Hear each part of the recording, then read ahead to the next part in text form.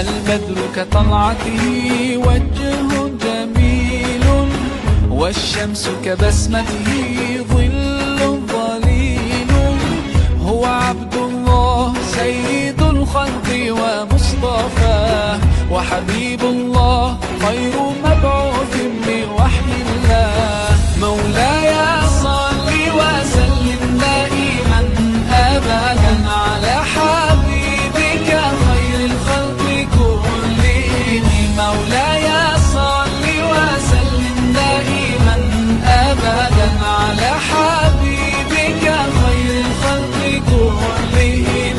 يا رب صل عليه، يا رب صل عليه، يا رب صل عليه صلوات الله عليه.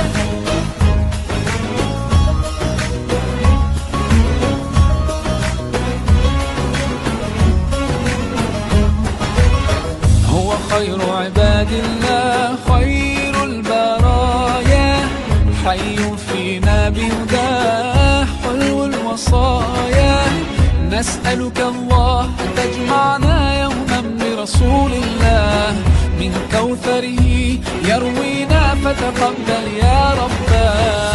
مولاي صل وسلم دائما أبدا على حبيبك خير الخلق كلهم. مولاي صل وسلم دائما أبدا على حبيبك خير الخلق كلهم. يا رب صل عليه، يا رب صل عليه، يا رب صل عليه صلوات الله عليه.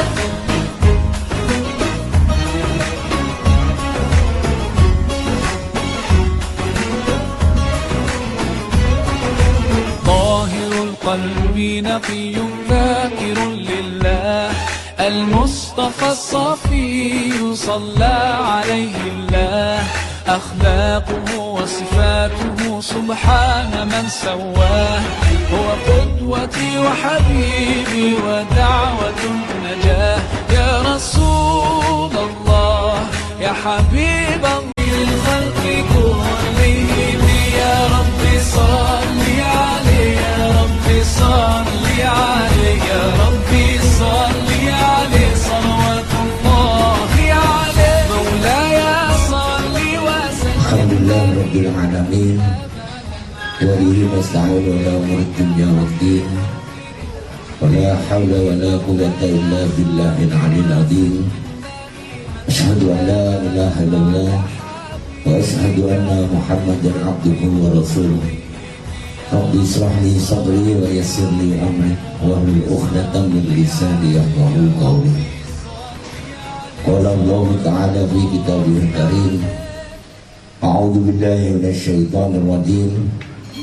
La in syakartum la azidannakum wa la in kafartum inna azabi lasyadid. Sunnati faqad ahabbani faman ahabbani kana ma'i fil jannah. Amma ba'du. Yang terhormat Bapak Kiai Haji Al-Ustadz Umar Khatib, panutan kami, guru kami. Yang terhormat Bapak Husnul selaku tuan rumah. Yang terhormat para hadirin undangan yang kami cintai. Puji syukur kehadiran Allah Subhanahu wa ta'ala, karena berkat rahmat dan hidayahnya kita semua diberikan kesehatan oleh Allah, sehingga pada malam hari ini Bapak dan Ibu dapat berkumpul di acara majelis zikir ini dengan kita Nabi besar Muhammad sallallahu alaihi wasallam yang memberikan petunjuk jalan kebenaran kepada kita semua, sehingga sampai saat ini kita dapat menikmati dalam keadaan sesuai harapan atau ajaran Islam yang kita anut bersama. Kami merasa bersyukur bahwa kehadiran Bapak dan Ibu menyempatkan waktu, meluangkan waktu untuk menghadiri dalam acara ini. Mudah-mudahan kehadiran Bapak dan Ibu pada malam hari ini akan dicatat oleh Allah sebagai amal ibadah. Amin ya rabbal alamin. A'udzubillahi Bismillahirrahmanirrahim. Alhamdulillahirabbil alamin arrahmanir rahim maliki yaumiddin. Iyyaka na'budu wa iyyaka nasta'in ihdinas siratal mustaqim siratal ladzina an'amta 'alaihim ghairil maghdubi 'alaihim waladdallin. Amin. Terima kasih untuk acara selanjutnya, yaitu Assalamualaikum warahmatullahi wabarakatuh. Bismillahirrahmanirrahim. Alhamdulillahirabbil alamin. Wa bihi nasta'inna umuri dunya waddin. Wa la haula wa la quwwata illa billahil aliyyil azim. Amma ba'du. Yang saya hormati, yang saya muliakan Al-Ustaz Kiai Haji Umar Khatib, yang saya hormati, yang saya muliakan bapak-bapak, ibu-ibu, hadirin yang berbahagia. Pertama-tama sebagai anak, Assalamualaikum warahmatullahi wabarakatuh. Sekali lagi, mudah-mudahan semuanya selalu mendapat barokah dari Allah. Assalamualaikum warahmatullahi wabarakatuh.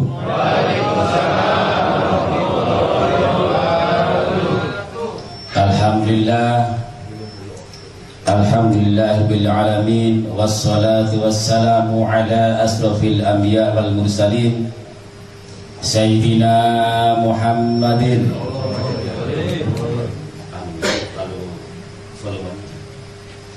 Sayyidina Muhammadin wa ala alihi wa sahbihi ajma'in, amma ba'd. Al-qail fi kitabil aziz, a'udzu billahi minasyaitonir rajim, ala bi dzikrillahi tatma'innul qulub. Al-ayah. Hadatul kiram, para sepuh, para bapak, para ibu, para jamaah rahimakumullah. Alhamdulillah, malam ini saya sampean, kita semua, atas kuasanya Allah, atas kekuatan dari Allah, atas ridhonya Allah, saya sampean ditakdirkan berkumpul, bertemu di majelis yang sangat amat dimuliakan oleh Allah, majelis yang sangat disenangi oleh para malaikat, disenangi oleh para aulia, para anbiya, yaitu majelis zikir dan taklim seperti ini. Alhamdulillah. Jadi rugi sekali bagi yang kalau ada acara seperti ini panjenengan kalau agak betul-betul disebutkan, sangat amat rugi. Saking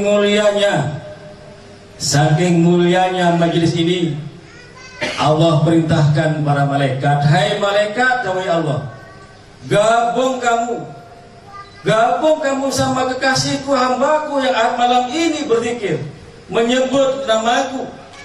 Kumpul kamu di situ, bergabung kamu di situ. Semua malaikat turun, pada demi Allah malaikat turun di majelis ini. Dan kata Allah, semua yang hadir di majelis itu, yang menyebut namaku, yang memuji namaku, aku ampuni semua dosanya, Allah. Jadi panjenengan yang hadir di sini, insya Allah semua dapat ampunan dari Allah Subhanahu wa Ta'ala. Dan kata Allah, aku turunkan barokah di dalamnya, aku turunkan rahmah di dalamnya, kata Allah Subhanahu wa Ta'ala. Jadi semua yang hadir di sini, insya Allah malam ini, semua, tidak milih siapapun, tidak milik kiai, tidak milik bajingan, tidak milik siapa saja yang hadir di sini, Allah akan mengampuni dosa sampean semua. Amin Allahumma. Cuman ada satu yang tidak semua dapat, namanya barokah. Ya. Kalau ampunan semua dapat pada malam ini, yang tidak semua dapat adalah barokah. Siapa yang dapat barokah di masjid ini? Yang pertama, orang yang datang di masjid ini dengan dia Allah. Apapun yang terjadi pada sampean, kalau barokah kena pada sampean, pertolongan Allah akan menimpa pada diri sampean. Makanya yang yakin, makanya malam ini satukan visi misi, luruskan niat, taruh semuanya, jangan bawa jabatan ke majelis ini, jangan bawa harta di majelis ini, jangan bawa apapun, karena semua itu miliknya Allah. Jangan bawa kekuasaan di majelis ini, jangan bawa apa-apa, hanya bawa la haula wala quwata illa billahil aliyyil azim. Semua yang kuat hanya Allah, tidak ada daya, saya lemah, siapa lemah. Para bapak, para ibu, jadi malam ini ayo kita taati. Saya sampean, kita semua. Saya ini sama sampean. Saya memang pernah model pakai jubah seperti ini, pakai suban seperti, tapi belum tentu sampai hebat di sampean. Di sini semua sama. Minimal ada 3 persamaan. Yang pertama, saya sama sampean samanya. Yang pertama, sama-sama punya dosa. Yang kedua, sama-sama bakal mati. Ada enggak yang tidak mau mati di sini? Pasti yang hadir sudah mati. Yang ketiga, sama-sama diciptakan dari bahan yang sama. Bodoh enggak semuanya? Sama kan? Saya sama sampean bahannya sama. Umpama bahan itu ditaruh di piring, ya, dibawa ke pasar laku enggak? Tidak. Dari itu sama diciptakan sama saya. Ya, minimal 3 persamaan. 1, sama-sama punya dosa.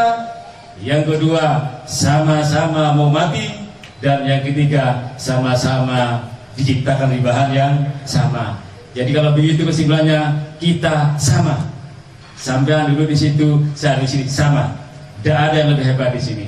Saya ini cuman di sini bukan tausiah. Saya ini hanya saling mengingatkan. Ya, kadang-kadang kalau ngomong gampang, tapi prakteknya yang sulit, ya tidak? Paling gampang kasih nasihat, paling gampang kasih tausiah, tapi kadang-kadang sing ngomong durung lakoni, sing diomongin malah nglakoni. Bapak Ibu sekalian, ayo. Jadi malam ini satukan visi misi, luruskan niat. Jadi sampean kesini niat utama mengharap ridhonya Allah. Jangan macam apa, taruh semuanya. Yang ada hanya Allah. Sampean kesini bukan karena saya, sampai ke sini pun juga bukan karena Pak Usnun, atau bukan juga kehendak sampean. Semua kehendak yang maha berkehendak. Jadi sama nenek itu untuk kehendak sampean, bukan kehendak saya, bukan kehendak Sabil Bait, tapi kehendaknya Allah. Semua yang hadir di sini sudah tercatat di Lauhul Mahfuz. Bahkan ada yang sudah siap. Ini ada namanya Pak Dr. Pak Abdul Qadim ini malam ini rencana mau qiraah, tapi mobilnya macet ini, jadi gak nyampe. Allah belum berkehendak untuk hadir di majlis ini. Ya, semuanya diatur dan diukur oleh Allah. Mudah-mudahan aku bisa menggapai di sini. Yang hadir di sini semua nantinya mudah-mudahan tidak hanya kumpul di dunia, tidak hanya di belakangnya tentara Fir'aun yang banyak itu. Belakang adalah tentara, maju tenggelam, mundur putus leher, ditebas oleh pedangnya tentara-tentara itu. Di saat seperti ini butuh keajaiban. Saya sampean yang hadir di sini, kadang-kadang mengalami yang sama seperti Musa. Depan lautan masalah, belakang tentara masalah. Bingung mau kemana sudah? Maju tidak bisa, mundur tidak bisa. Dibutuhkan keajaiban. Nabi Musa oleh Allah dikasih keajaiban. Hai Musa, lemparkan tongkatmu di laut itu. Terbelahlah laut itu. Akhirnya Nabi Musa bisa lewat dan sebagian dan begitu Nabi Musa sampai ke daratan, pasukan Fir'aun di tengah laut nyambung, tenggelamlah semuanya. Saya sama sampean kadang-kadang mengalami hal yang sama. Ternyata butuh keajaiban. Nah, kalau ingin dapat keajaiban, ini sering saya sampaikan kalau di yang sering ke rumah, tapi tak ulang, tidak apa-apa. Jadi kalau sampean ingin dapat keajaiban, sampean harus jadi manusia ajaib dulu. Jangan mimpi dapat keajaiban sebelum sampean jadi manusia yang ajaib. Jadi Nabi Musa waktu itu karena beliau jadi manusia yang ajaib, maka keajaiban diturunkan Nabi Musa alaihissalam. Saya sampean hamba Allah juga dan berhak juga mendapat keajaiban. Jadi sing ngalami kok nang musaiki, kita semua ngalami itu. Buntu kabeh wis pikiran. Mikir gak iso, semua tidak bisa sudah mulut tidak bisa bicara, otak tidak bisa berpikir, semua buntu sudah. Di saat itu sampean harus jadi manusia ajaib kalau ingin dapat keajaiban dari Allah. Ada 4 ciri manusia ajaib. Mudah-mudahan saya sampean yang hadir di sini diberi kekuatan untuk bisa jadi manusia ajaib. Dan kalau sampean sudah jadi manusia ajaib, sampean berhak dapat keajaiban dari Allah Subhanahu wa taala. Yang pertama, dengan ini. Ciri-ciri manusia orang ajaib yang pertama adalah orang yang bangun sebagian malam. Orang yang bangun malam di saat orang tidur semua. Ya. Orang yang bangun sebagian malam bisa tidur. Minimal 2 rakaat. Dawi Allah, a'udzubillahi minasyaitonir rajim, wa minal laili fatahajjat bihi nafilatan lak asa ayyab asaka rabbuka maqamam mahmuda. Gunakan sebagian malammu, kata Allah. Kadang aku bisa main, kadang-kadang repot ini ya. Manusia ini serba sulit. Saya sampean ya, kita semua ini kadang-kadang lebih senang curhat kepada manusia daripada kepada Allah. Ya tidak. Sampean yang curhat kepada manusia lebih ekspresif. Kadang bisa menangis, kadang sampai gerakan tangannya, kalau bahasa orang teater itu semua bicara, tangan bicara, tubuh semua bicara. Ketika curhat pada manusia, tapi kalau curhat pada Allah, kadang-kadang kita sambil ngantuk-ngantuk, sambil tasbihnya kadang-kadang tuh ceblok, tasbihnya kadang-kadang tuh ceblok. Rabbana atina. Ada enggak yang bisa begitu? Aduh.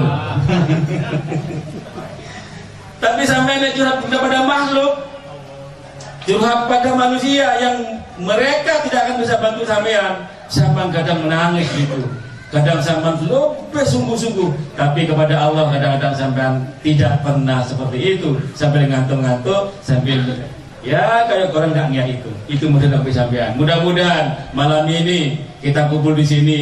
Mudah-mudahan hal-hal yang seperti itu tidak diulang lagi. Curhat ke Allah, jangan ke manusia. Ya, malam tahajud. Itu yang pertama ya. Jadi malam bangun, ngadu ke Allah, curhat ke Allah, nangis ke Allah. Ya Allah, malam ini ya Allah, aku menghadapmu ya Allah. Saya sadar pantas ya Allah untuk kau beri karena dosa saya terlalu banyak ya Allah. Saya malu sebenarnya untuk memohon kepadamu ya Allah. Maksiat saya terlalu banyak. Tapi ya Allah, pada saya paling saya minta, pada teman bingung semua, pelit semua, atasan saya pelit, terus semua bingung. Hanya penjenengan ya Allah yang tidak bingung. Tolong ya Allah, bantu saya. Nangis kepada Allah, getar hati, berlinang air mata, harus goyang Pak. Insya Allah keajaiban akan saya mendapatkan. Yang pertama. Yang kedua adalah ini ciri-ciri manusia ajaib. Kemudian kalau menjalankan ini semua insya Allah akan dapat keajaiban. Yang kedua adalah orang ciri-ciri manusia ajaib adalah orang yang memuliakan orang-orang yang telah memuliakan sampean. Dalam konteks ini 2 manusia yang memuliakan sampean, yang lain tidak. Yang pertama kedua orang tua sampean. Yang kedua adalah guru-guru sampean. 2 makhluk ini yang memuliakan sampean, yang lain tidak. Contoh begini, ini orang tua atau guru. Orang tua misalnya, kaya anak saya, miskin anak saya, kiai anak saya, maling pun dianggap anak saya. Ya. Jadi tidak malu, tidak gengsi. Masih anak nakal, kita anak siapa? Anak kui. Guru pun begitu. Meskipun itu sudah maling, meskipun itu sudah narkoba, saya sering kadang-kadang jenggot murid saya yang lagi diuji dengan narkoba. Tanya, ini siapa Pak Yai? Murid saya ini. Tidak gengsi. Ya. Jadi muliakanlah orang-orang yang telah memuliakan Anda. Coba teman, nek sampean kaya, kabeh ngelubuh tidak. Nek sampean banyak uang, kabeh guru putih sampean. Tapi ketika sampean tidak punya apa-apa, satu pun gak ada yang dekat pada sampean. Tapi mudah-mudahan tidak terjadi di sini. Amin. Amin. Tapi dengan tua, nek guru, tetap sampean melarat, sampean diaku murid, sugih diaku murid. Ya tidak. Orang tak pun demikian. Maka muliakan guru, muliakan kedua orang tua. Kok hebat tahajudnya sudah, kok hebat sudah zikirnya, kok hebat sudah sholat sunnahnya, haji tiap tahun sudah, bahasa Arabnya sudah fasih. Tapi ke orang tua berani, ke guru berani nyungsep. Demi Allah nyungsep sampean. Siapapun sampean sudah. Nek kepada orang tua berani, kepada guru berani, demi Allah nyungsep sampean di dunia, dan nunggu di akhirat. Ya, tapi nek berani ke orang tua, kalau yang lain gak sholat, nanti bertepuk ke akhirat. Ya tidak. Dan zakat, bertepuk ke akhirat. Tapi kalau berani ke orang tua, berani guru, bertepuk itunya. Menyungsep ya Allah Subhanahu wa ta'ala. Mudah-mudahan saya sampai dia termasuk. Amin. Makanya saya ingat dawuhnya Jalaluddin Rumi. Beliau mengatakan, seorang sufi ternama ini, dia mengatakan seorang guru sejati adalah seorang guru yang menyintai muridnya, menyayangi muridnya karena Allah. Seorang murid sejati, seorang murid yang mengagumi gurunya, menyintai gurunya karena Allah. Bisa dibayangkan, kalau sudah guru menyintai muridnya, menyayangi karena Allah, pasti barokah turun. Muridnya begitu, mengagumi gurunya, menyintai gurunya karena Allah, tidak karena yang lain. Tapi les guru di salah sani atau kiainya gak ikhlas, nang muridnya kehancuran yang akan didapat. Doanya guru gak nyampe seperti itu. Makanya kalau sudah guru menyintai muridnya dengan karena Allah, menyayangi murid karena Allah, yang terjadi apa? Kata guru mengatakan, wahai muridku, kata guru, senyummu adalah senyumku, sedihmu adalah sedihku. Nek sampean senang, demi Allah guru senang. Nek sampean susah, demi Allah guru pun juga susah. Jadi hati-hati ya, tidak ada guru pilih kasih, semuanya ada di hati saya. Sampean semua itu ada di hatiku. Demi Allah malam saya selalu doa. Suatu hari saya pernah saya tengkar sama ibu nyainya itu. Ibu nyainya manyun kepada saya menenggut. Suatu hari satu malam saya berdoa dengan bahasa Indonesia. Ya Allah, saya berdoa. Saya doakan sampean, mudah-mudahan ya Allah murid saya yang ngaji ke saya, ya Allah, kalau dia punya masalah bila aja keluar ya Allah. Kalau dia punya hajat, kabulkan hajatnya dan sebagainya. Panjang lebar. Selesai, saya menangis. Setelah sholat itu, setelah doa, punyanya itu dekati saya. Bi, kata-kata ini, cara ibunya ini. Tak dengar mulai tadi kok sampai juga ada murid dekat tok. Aku kok enggak. 7 hari gak disapa sama ibunya. Mulai tadi doa dari awal tahajud, muridnya paling belakang. Saya kondak ini. Ini pernah terjadi ya. Itulah guru. Hanya lama-lama penjelasan. Alhamdulillah izin Allah akhirnya paham. Ya, dengan kesabaran yang ilasan hanya paham punyanya. Pertama manyun ini, tersinggung. Itu. Jadi kiai tidak dikasih. Makanya saya kalau Jumat kadang-kadang saya pakai HP saya itu, BlackBerry, saya butuh semuanya. Ada yang ada yang paham. Apa maksudnya Ustaz kok butuh-butuh, ibu-ibu butuh-butuh. Ada yang tidak mau dibutuh. Takut dikira apa gitu. Saya kalau malam Pak, demi Allah, saya buka itu butuh. Saya buka Zoom. Saya doakan ya Allah, mudah-mudahan orang ini ya Allah. Begitu. Malah tak buka saya doakan sampean, ya. Itulah kalau guru cinta sama murid karena Allah, tidak karena yang lain. Kalau karena yang lain, yang tak dekati pasti yang kaya-kaya, sing model-model sing word iki ontur. Kau susah, aku pun susah. Bayangkan kalau sudah demikian, ya hati sudah menyatu, hatiku, hatimu jadi satu.